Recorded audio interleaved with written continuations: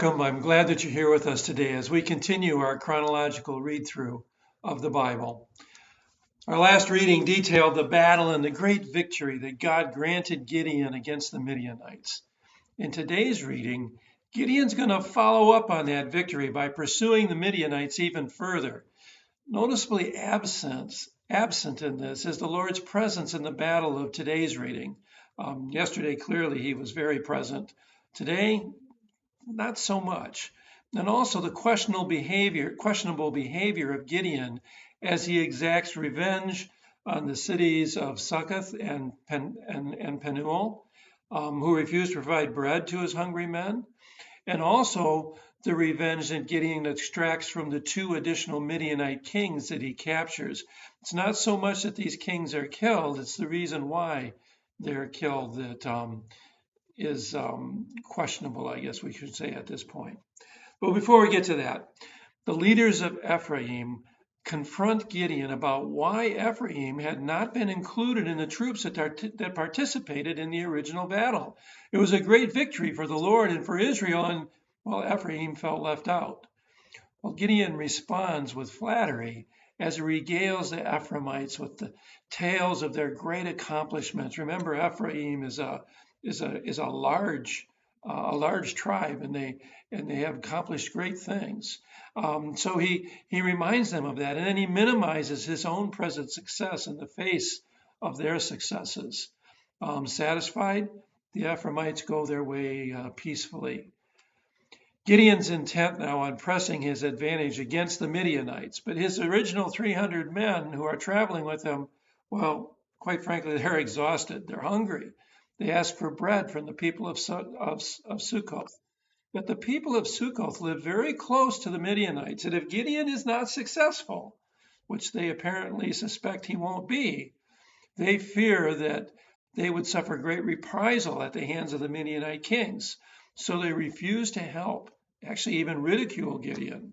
Well, Gideon is quite upset by that, and he promises to return after he's defeated the kings of Midian and to punish the people, the leaders of Succoth, with wilderness briars.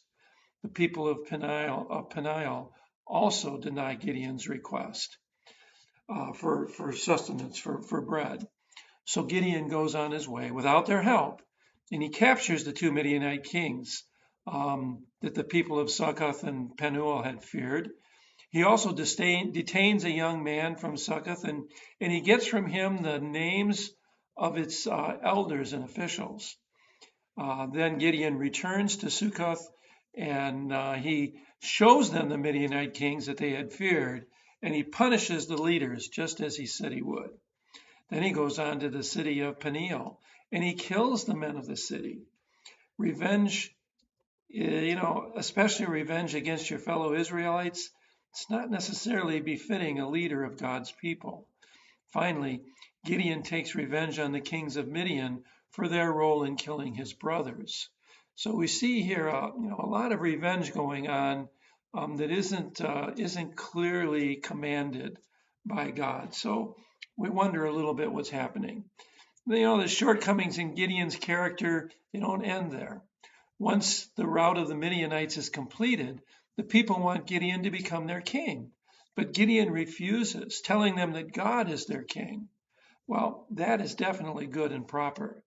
But Gideon then asks for the gold earrings that the people gathered as booty, which they gladly give, actually to the tune of 40 to 75 pounds, depending upon which shekel is being used. It's a lot of gold. Gideon makes with all of that gold what's apparently a piece of clothing that's got gold threads woven throughout it. Unfortunately, that ephod that he makes becomes an idol to the people of Israel and a snare to Gideon and his family. Still, Midian remains subdued, and Israel has peace under Gideon for 40 years. Now, while Gideon wouldn't necessarily allow himself to be made king, he kind of lived as though he were. He had many wives. He had 70 sons, one of whom was born to a Canaanite concubine from Shechem, and his name was Abimelech. We'll hear about him again in a minute. Soon after Gideon died, Gideon ruled them for the better part of 40 years. Soon after Gideon died, the people turned again from God, actually even more so than they had under Gideon, and they worshiped the Baals. Now, though Gideon refused to be made king, Abimelech, his son, shared no such compunction, and he conspires with the people of Shechem to have himself made king. So in the process of doing that, he executes all of his brothers except for one, Jotham, who escapes. That's 68 brothers that he executes ceremonially on a stone. Jotham, and then the leaders of Shechem declare Abimelech to be king. Now, Jotham, the escaped son, tells a fable about noble trees in the forest rejecting the call to kingship, but then an ignoble branch, bramble bush, basically accepts it. The fable obviously is against both. Well, and then there's a fire that comes in and burns these things up. The fable is both against Abimelech, who's not fit to be king, and the Shechemites, who would accept so unworthy a person as their king. Just the same, Abimelech rules over Israel for 3 years until the very Shechemites who had put him into power turn on him and follow another man named Gaal. Abimelech gathers troops to defeat this upstart Gaal, killing 1,000 people in the Tower of Shechem, and then goes on to what is likely another stronghold of Gaal, a city named Thebes, where a woman drops a stone on Abimelech's head that injures it and mortally wounds him, so much so that he asks his armor bearer to kill him rather than have it be said that he died at the hand of a woman. So basically, this man who slaughtered 68 of his brothers on a stone was by a stone killed himself. That concludes our reading for today.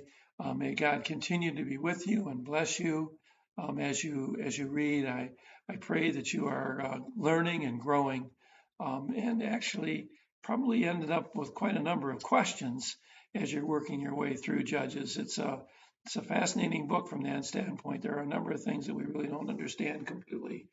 Please don't be afraid to come forward with questions if you have any. May God be with you and bless your day.